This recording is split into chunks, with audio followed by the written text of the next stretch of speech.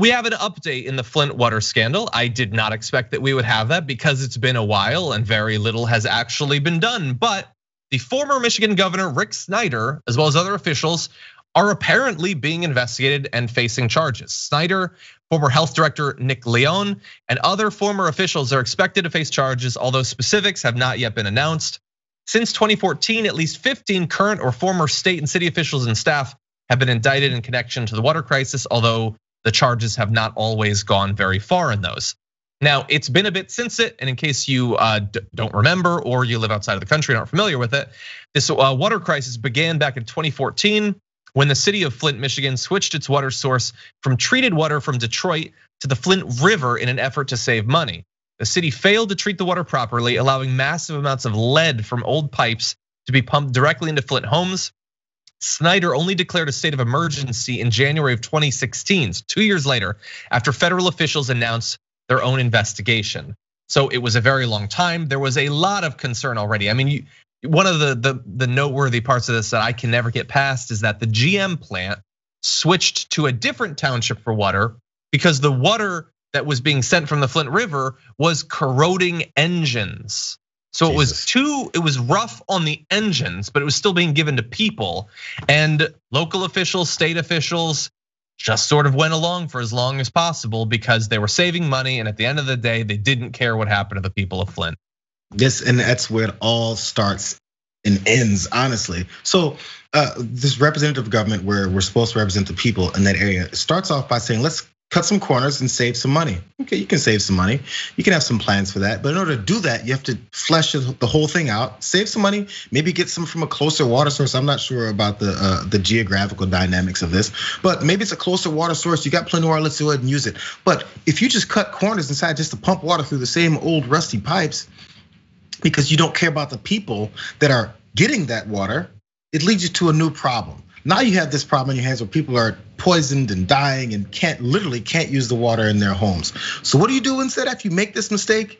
You don't say, oh, we made a mistake, we overlooked something, and maybe you know what it might do? It might get you kicked out of office. Someone probably not gonna vote for you the next time, so you cover your tracks. It's like, let's act like this never happened, because you know what? The people that it happened to, they don't matter. They don't have any money, they can't sue us, and if they do start making a ruckus over this, we can just say they're crazy minorities from Flint. Who cares? Flint. No one cares about Flint. So, and that worked up, that was 6 years ago. This is the process for our elected officials. People that voted them in as the governor of the state literally don't care about their lives because they don't have enough money to force them to care about their lives. And after you mess one thing up, you don't go to fix it like a responsible adult will, the way we teach our children to. Instead, you cover it up. So if your kid gets into trouble at school or does something wrong and somehow gets busted for it, when you get the letter from the principal, do you then go, okay, Jim, we're gonna cover this up? Is that what you teach your kid at 10, 11 years old? We're gonna cover this up, make sure that you don't have to face any of these things, make sure you don't have to learn anything, make sure you don't not do this again. No, we don't teach our kids that, but for some reason, we allow our politicians to do it. And now they're up on charges for it, potentially up on charges and investigation for it. We're supposed to feel sorry for him? Really? This has been happening for so long, we're not even talking about it anymore, but it's still a thing. It's still a thing. Every once in a while, you'll see someone from Michigan say, the people of Flint still don't have clean water. And you go, wow. And you move on again. Yep. That's why they did it this way. Yeah, it's been 6 years. They're still replacing lines, by the way. So supposedly, according to the mayor, the replacement of household water service lines is nearly complete. Of these 26,750 that have been excavated, fewer than 500 are left to be checked. But I've also read that a lot of people, it's being described as like water post-traumatic stress disorder. Like there are people in the community that even after their lines have been replaced, they still buy bottled water because they are terrified of what could still be in there. And they don't trust the statements from the government because the government lied to them the first time about it. And by the way, there's been this settlement, there's a preliminary, back in August of last year, preliminary $600 million settlement for families affected by it, which is helpful.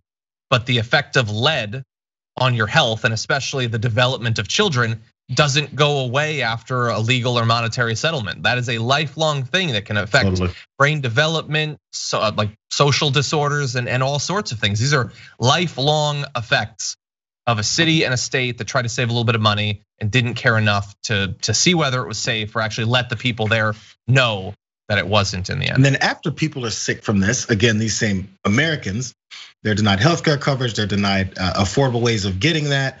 And then if other things affect them and then they have their life in the dumps over this, we just shove them to the side and tell them to pull themselves up by their bootstraps. And how come they don't go out and get a job and make themselves better? They live in a society, the society has failed them. What they're doing their part, how about you do your part? It's always thrown on the most vulnerable and the least powerful of our society to do something about the situation that they were put in by the most powerful people. What are they supposed to do? What exactly are they supposed to do? Yep.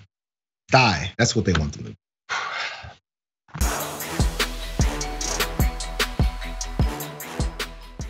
Check out the Damage Report podcast each day, wherever you get your podcasts, whether Pocket Casts or Stitcher or iTunes.